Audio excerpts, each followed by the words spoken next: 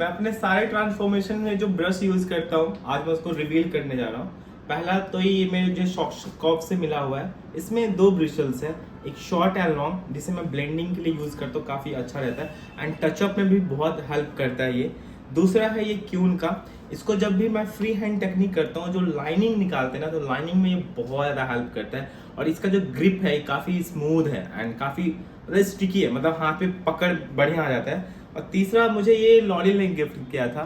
ये मेरा painting brush है। जब आप टेल पे जो पेंट करते हैं ना, जो टेल होता है लेंथ, लो लेंथ का जो टेल होता है, उस पे जो आप पेंटिंग करते हैं तो आपको अपर एंड लोअर एक ही साथ ये अच्छे से ब्लेंड करके देता है। क्योंकि इसके ब्रिसल्स ऐसा लगता है कि जब आप वॉल पे पेंट कर रहे होते हैं, एक मोटा सा लेयर चाहिए होता है, तो ये मुझे ये लेयर प्रोवाइड कराता है। और आज का जो कलर है, कलर बहुत है, करेक्शन के लिए भी अलग है, न्यूट्रलाइजेशन के लिए भी मैंने अलग कलर रखा हुआ है, और जो मैं डिपॉजिट करने वाला हूँ वो भी करने वाला हूँ, वो तो अलग कलर है ही। तो मैं आपको कलर रिवील कर देता हूँ पहले ही, बट वीडियोस जो है आप एंड तक पूरा देखना, क्योंकि आज के वीडियोस में काफ़ी मास्टर है। जो मेरी आज की क्लाइंट है वो, उसकी बहुत सारी फरमाइशें होती हैं एंड उनको फुलफिल करना बहुत टफ काम होता है। ये मेरे लिए भी काफ़ी डिफ़िकल्ट होता है। मैं आपको कलर दिखाता हूँ।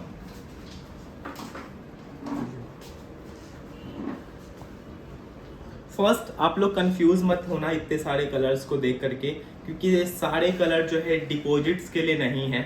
एक मैंने लॉरियल से लिया हुआ है 9.2112, जो कि टोनर का काम आएगा, और मैंने एलके का भी लिया हुआ है 1102 1107, एंड ये जो मैंने क्यून का है, इससे हम लोग लिफ्टिंग के टोन पे अलग शेड्स डालेंगे एंड जो मैं बेस कलर क्रिएट करने वाला हूँ उस पर अलग शेड्स डालूंगा। इसके लिए मैंने 8.21 लिया है, 8.1 लिया है एंड 5.1 भी लिया हुआ है, जो मैंने पीछे रखा हुआ है। मैं आपको उसको भी दिखा दूंगा, तो वीडियोस आप एंड तक जरूर देखिएगा।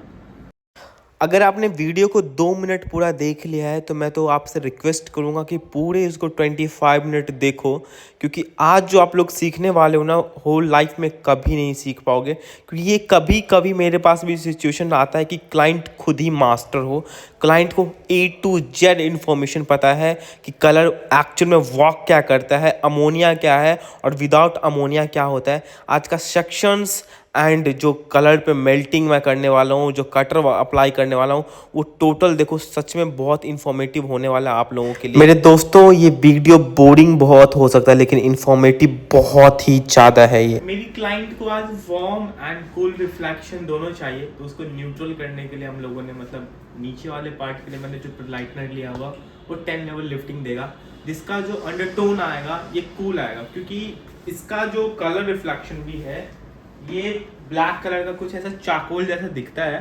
बिकॉज ऑफ चाकोल जब लिफ्टिंग करेंगे हम लोग तो वो वार्मिश टोन नहीं दिखेगा, एंड ऊपर वाले पार्ट को हमको वार्म देना ही पड़ेगा, क्योंकि मेरी क्लाइंट का स्किन टोन भी वार्म पे ज़्यादा रिफ्लेक्ट करता है, वो उसको ज़्यादा प्रेफरेंस देती है। एक्चुअल में है भी उनका स्किन टोन वार्म। एंड तो इसके लिए जो मैंने लाइटनर यूज़ कर रहा हूँ वो 9 लेवल लिफ्टिंग के लिए है, और ये लाइट स्केल का है। इसका जो लिफ्टिंग जब होगा तो जब हम येलो टोन के आसपास जब पहुंचेंगे तो जो टोन रहेगा वो वार्म में दिखेगा। हमें ये भी देखना होगा कि जो कूल एंड वार्म जो लाइटनर है उसको ब्लेंड करना भी बहुत जरूरी है। तो मैं आपको एक पार्ट दिखाता हूँ, इधर आओ। जो लोअर वाला पार्ट रहेगा ना, इस साइड का रेडियल सेक्शन और बैक का जो ऑप्टिकल्स बोन है उसके नीचे वाले के सेक्शंस, एंड राइट साइड का भी रेडियल सेक्शंस हम लोग लोअर पार्ट में कन्वर्ट कर रहे हैं। तो इसके लिए जो मैंने लाइटनर लिया हुआ है वो है कूल शेड का स्केल 10, और जो अपर वाला सेक्शंस है जो भी है 1 2 3 बैक का, और 2 सेक्शंस फ्रंट से, रेडियल के अपर सेक्शंस 2 फ्रंट से, और बैक से एक क्राउन वाला सेक्शन और 2 प्रोफाइल बैक सेक्शंस, इसको भी हम लोग वार्म टोन से करेंगे। क्योंकि मेनली जो ये फ्रंट के ऊपर से रिफ्लेक्ट करेगा यही इनकी स्किन टोन को एनहांस करेगा, और बाकी का नीचे वाला तो करेक्शंस के लिए होगा, राइट। तो इसीलिए हम लोग यहाँ पे कूल देंगे, जो कि मैम के स्किन टोन का अपोजिट। वैसे तो मैं अपने हर एक वीडियो में एक ना एक क्लू और एक ना एक नया एलिमेंट जरूर ऐड करता हूँ ताकि आप लोगों का एंगेजमेंट बना रहे, बट इस वाले वीडियो में जो मैंने किया है ये हेयर ओवर सेंसिटाइज है। मैंने मैम के हेयर पिछले 3 साल में 4-5 बार कलर किया हुआ है और इन्होंने 2-3 बार नैनोप्लास्टिया भी लिया हुआ है, जिसकी वजह से भी हेयर बहुत ओवर सेंसिटाइज हुआ है।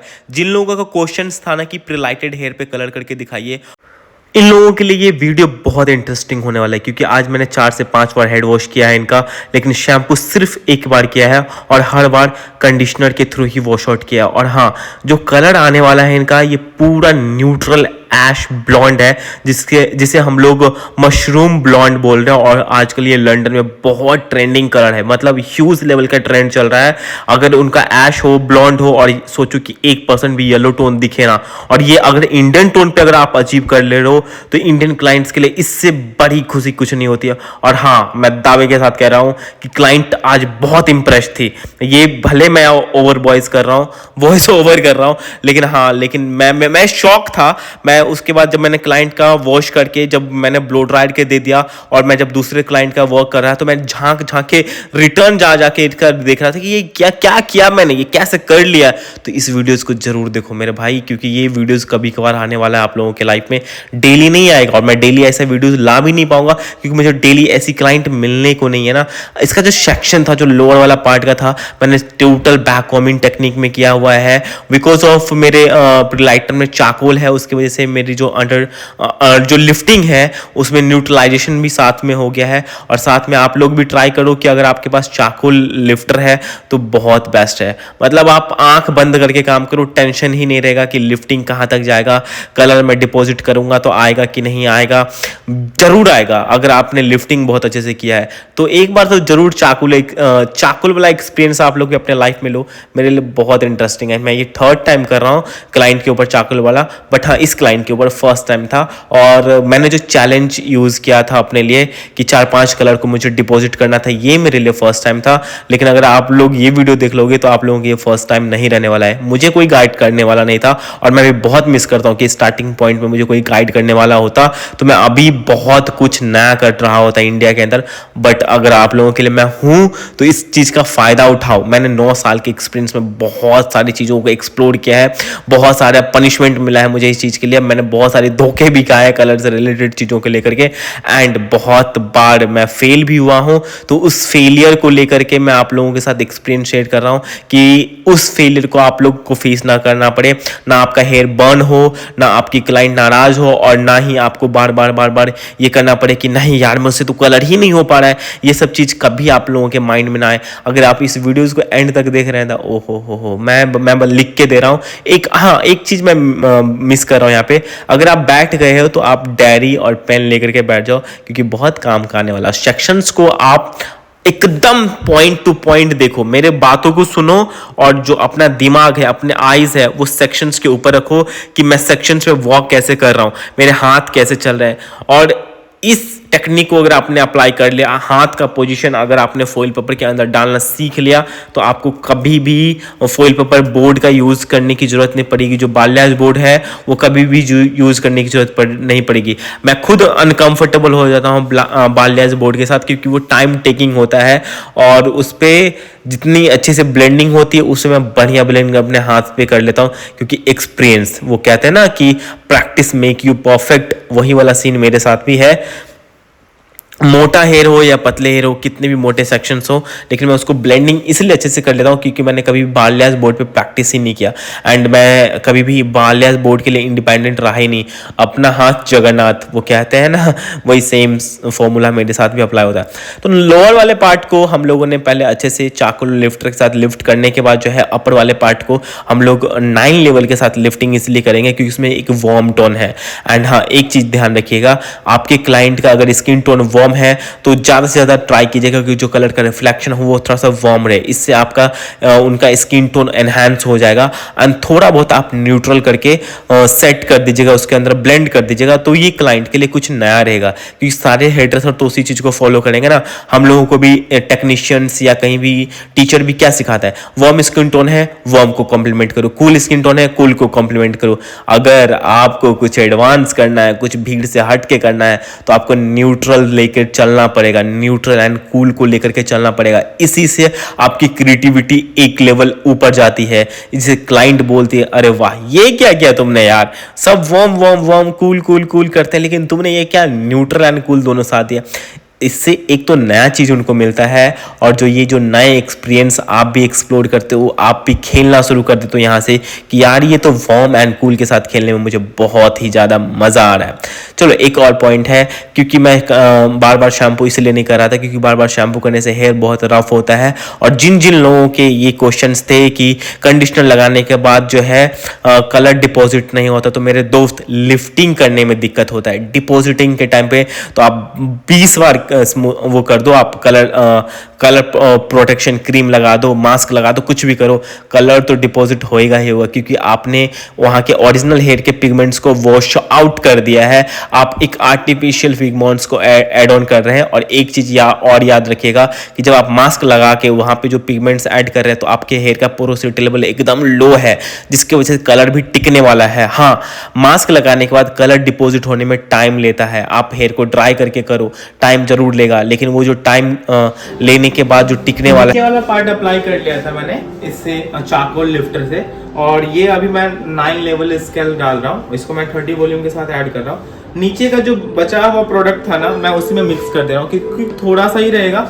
वो टोन भी मैच हो जाएगा। लोअर पार्ट को back to back combing technique के साथ अप्लाई करने के बाद जो अपर वाला पार्ट था, उस हर एक सेक्शन में हाईलाइट निकाला है, और जो हाईलाइट है कुछ बेबी लाइट के टेक्निक में रहेगा। जो हाईलाइट रहेगा वो बहुत ज़्यादा गैप में नहीं रहेगा। जो मेरा हाईलाइट का आप पोजिशंस देख रहे हैं, और जो हेयर का सेक्शन आप देखेंगे उसको जरा गौर से देखिएगा। जहाँ पे lower part and upper part को मैं कनेक्ट कर रहा हूँ, वहाँ पे सेक्शंस मैं ज़्यादा छोड़ रहा हूँ। सेक्शन ज़्यादा छोड़ने से क्या होगी कि वहाँ पे एक ब्लेंडिंग बन जाएगा अच्छा सा, और जो गैप रहेगा वो विजिबिलिटी दिखेगी कि हाँ ये लोअर पार्ट है एंड अपर पार्ट है, बट कलर एक ही साथ डिपॉजिट होगा वहाँ पे। उससे क्या होगा कि आपको पता ही नहीं चलेगा, जो बंदे दूसरे देखेंगे उसको पता ही नहीं चलेगा कि इसने लोअर में क्या किया एंड अपर में क्या किया। बट जब आप फ्रंट से फोटो क्लिक करेंगे, जब आपकी मेल्टिंग आपके शोल्डर के नीचे से दिखेगी, एंड जब बैक से जो टेल वाला जो नीचे वाला जो लेयर्स कट हुआ रहता है और अपर वाला जो लेयर्स कट रहता है, उसके बीच में जो थोड़ा सा डिस्टेंस रहता है, उसमें जो आपको दिखेगा लाइटर एंड डार्कर का शेड्स, वो आपको काफ़ी इंटरेस्टिंग दिखेगा। क्योंकि नीचे वाले पार्ट को आप 10 लेवल लिफ्ट करने वाले हो, एंड ऊपर वाले पार्ट को आप सिर्फ 9 लेवल लिफ्ट करने वाले हो, और उसके ऊपर आप same colour, same cutter, same deposition, same toner apply करने वाले हो। बट रिफ्लेक्शन क्या रहेगा? रिफ्लेक्शन थोड़ा बहुत डिफरेंट दिखेगा। कैसे, मैं बताता हूँ। अगर ऑरेंज कलर है, अगर उसके ऊपर ऐश डिपॉजिट करोगे तो वो चॉकलेट हो जाएगा और ऐशिश बहुत कम दिखेगा। अगर वो येलो टोन है या पेल येलो है, उसके ऊपर आप ऐश डिपॉजिट करोगे तो वो कूल दिखेगा, मैटिश रिफ्लेक्शन के साथ पूरा ऐश दिखेगा, वहाँ पे चॉकलेट नहीं दिखेगा। यही कुछ होने वाला है इस सेक्शंस के साथ। यही एक मैजिकल चीज़ है, यही एक आर्टिस्टिक चीज़ है कि आप एक कलर के साथ 2 कलर को अचीव कर रहे हैं, वो भी इस ब्लेंडिंग के साथ कि सामने वाले को पता ही नहीं चल रहा है कि आपने किया क्या है। बट उसके पीछे जो आपका एफर्ट, आपकी जो ब्लेंडिंग, आपका जो लिफ्टिंग, आपका जो मेहनत, आपका जो माइंड प्रोकेशंस एंड आपकी जो थॉट्स लगे हैं, वो वही चीज़ समझ सकता है जो खुद एक आर्टिस्ट है, और आपकी क्लाइंट समझ सकती है जब वो अपने हेयर को बार बार क्लिक करेगी, फोटोज क्लिक करेगी या फिर फ्रंट पे सेल्फी लेगी, वो जो उसको डिफरेंस समझ में आएगा। एंड अगर वो किसी और सैलून में जाएगी और वो जो आर्टिस्ट उनका जो ब्लो ड्राई करेगा या फिर हेयर कट करेगा, कुछ भी जो करेगा, तो वो चीज़ उसको समझ में आएगा कि नहीं, बंदे में दम है। तो मैं तो बोलूँगा कि अपने आर्टिस्टिक मोड को ऑन करो एंड कलर के उस लेवल तक पहुंचो जहां तक कोई पहुंच नहीं पाया है। आप फॉरेनर लोगों के वीडियोस देखते हैं, वहां के इंटरनेशनल्स कलर्स देखते हैं, तो वहाँ का लैंग्वेज बहुत सारे लोगों को समझ में नहीं आता है। मैं उसी चीज़ को एज अ टीज़ आपको इंडिया में प्रोवाइड कर रहा हूँ, वो भी फ्री में। बस मैं आपसे मांग रहा हूँ तो एक है वो आपका टाइम और आपका सपोर्ट। अगर आपने वीडियोस को यहाँ तक देखा है तो हमारे सपोर्ट के लिए, हमारी टीम की एफर्ट के लिए प्लीज़ आप चैनल को सब्सक्राइब कर दीजिएगा एंड रीमेक बनाना मत भूलिएगा। जब आप रीमेक वीडियोस को बनाओगे, जिस पार्ट का भी रीमेक बनाओगे उस पार्ट से रिलेटेड क्वेश्चंस करोगे तो मैं उस पर्टिकुलर पार्ट्स को आपको सिखाऊंगा। जब आप वीडियोस के नीचे में जाओगे तो वहाँ पे रीमेक का ऑप्शन रहता है, वहाँ से आप रीमेक बनाइए। जो भी क्लिप आपको मिला है उस क्लिप का उसके रिगार्डिंग मैं आपको डिटेल्स एक्सप्लेन कर दूंगा। एंड आप टाइप कर लो, मुझे इंस्टाग्राम पे मैसेज कर दो। इंस्टाग्राम का लिंक हमेशा मैं बायो में देता ही हूँ। आप वहाँ पे मैसेज कर दो कि बॉब भैया ये समझ में नहीं आ रहा है, या फिर जो चीज़ है, जो भी आपको नया कुछ सीखना है, रेडकेन है, वेला है, मैट्रिक्स है, स्ट्रिक्स है, लॉरियल, शॉशकॉफ, क्यून है, मोरक्कन ऑयल है, जीके है, इतना सारा ब्रांड है। लेकिन अगर आप कलर के एथिक्स को समझ गए, कलर के रिफ्लेक्शन को समझ गए, इंटरनेशनल बेस चार्ट को समझ गए तो कोई भी ब्रांड आपके लिए ईजी रहेगा। क्योंकि इंटरनेशनल बेस चार्ट सारे कंपनी को फॉलो करना ही है। जो नॉर्मल एथिक्स है, जो आपका जो टेक्निकल चीज़ है उसको आप पकड़ लो रहे हो तो कंपनी कोई सा भी है आपको उससे कुछ फ़र्क नहीं पड़ता है। जैसे मुझे कोई भी कंपनी से कुछ फ़र्क नहीं पड़ता है, मुझे बस उसका मिक्सिंग रेशियो पता होना चाहिए एंड अंडरटोन तो मैं एक बार अगर सीख गया तो समझो आपने क्रिएट कर दिया। सारी कंपनी का नंबर बदल सकता है लेकिन उसकी जो टेक्निक होगी वो कभी नहीं बदलेगी। आप इस चीज़ को ध्यान रखिएगा। भले आप शॉशकॉफ के अंदर आप 8 नंबर को रेड कहते हैं, लॉरियल के अंदर 6 नंबर को रेड कहते हैं, कॉपर आप वहाँ पे 4 नंबर को कहते हैं, यहाँ पे गोल्ड बोलते हैं 4 नंबर को, वहाँ पे मैट 3 नंबर को शॉशकॉफ में बोलते हैं एंड लॉरियल में 7 नंबर को बोलते हैं। सेम टू सेम लीजैप के साथ है, सेम टू सेम एलपी के साथ है एंड सेम टू सेम वेला, जीके, क्यून के साथ है। अगर आपने अंडरटोन को अंडरस्टैंड कर लिया मेरे भाई तो आपके लिए नंबर एक सिर्फ जस्ट अ नंबर रह जाएगा। टेक्निक तो आपके माइंड में दौड़ता रहेगा। आपको कुछ फर्क नहीं पड़ने वाला है कि आपको नंबर याद करना है या नहीं करना है, आपको बस टेक्निक याद रखनी है। चलो यहाँ के बाद से मैं बेसिक्स रूल्स रेगुलेशंस पे आता हूँ। जब प्रिलाइट कर लिया मैंने, उसके बाद डिपॉजिट के लिए जो है रूट में मैंने वो लिया है 4 नंबर को लिया और 8.21 को लिया हुआ है ताकि जो रूट शेडो है मैं बहुत अच्छे से क्रिएट कर पाऊँ। लेकिन उससे पहले मैंने क्या किया था, जो प्रिलाइट करने के बाद जो बाकी के बचे हुए हेयर थे उस पर मैंने 5.11 को, जैसे मैंने वीडियो के स्टार्टिंग में बोला था, उसको अप्लाई कर दिया था। इससे क्या होगा कि लिफ्टेड पार्ट जो रहेगा उसमें और जो ग्लोबल पार्ट रहेगा उसमें एक कूल एंड वार्म का रिफ्लेक्शन दिखेगा। यहीं पे एक और क्रिएटिविटी है। आपने लोअर पार्ट पे क्रिएटिविटी कर लिया लेकिन आपने अगर ग्लोबल को कूल कर दिया और हाईलाइट को वार्म कर दिया तो आपका हेयर कलर न्यूट्रल हो जाएगा। और एक और चीज़ है, जब आपने प्रिलाइट कर लिया है तो मैंने शैम्पू नहीं कर रहा हूँ क्योंकि हेयर का पोरोसिटी लेवल बहुत हाई है। मैं सिल्वर कंडीशनर से हेयर को डिटैंगल कर लूँगा, वहीं पे कॉम कर लूँगा ताकि क्लाइंट को जब मैं शैम्पू स्टेशन से लेकर के चेयर पे लेके जाऊँ तो वहाँ पे जो है डायरेक्ट उनका जो है मैं कलर ईजिली लगा पाऊँ। एंड एक चीज़ और, कंडीशनर को आप बहुत अच्छे से ब्लेंड कर लीजिए ताकि आपका जो येलो टोन है वो कट हो जाए। एंड उसके बाद जो मैंने कलर यहाँ से जो है मैंने 8.21 एंड 8.1 को अच्छे से उसमें मिक्स कर दिया था। 10 वॉल्यूम के साथ डिपॉजिट किया था 80% गीले वालों पे, क्योंकि हम लोगों ने ग्लोबल कर लिया है, इस बात का ध्यान रखिएगा। टचअप भी हम लोग उसी से कर लेंगे, बस उसमें जो है हम लोग 5 नंबर को डाल देंगे ताकि रूट में थोड़ा सा वो जो है रूट शेडो ऐड हो जाए। आप लोग चाहे तो 4 नंबर को भी डाल सकते हैं, इससे और भी ज़्यादा रूट शेडो हो जाएगा अच्छे से। और रिजल्ट आप लोगों के सामने है, आप लोग खुद ही देख लो। जो ब्लेंडिंग है यहाँ पे 1% भी महोगनी, गोल्ड, कॉपर कहीं पे भी रिफ्लेक्ट नहीं हो रहा है। हर जगह बेज एंड मशरूम लाइट है।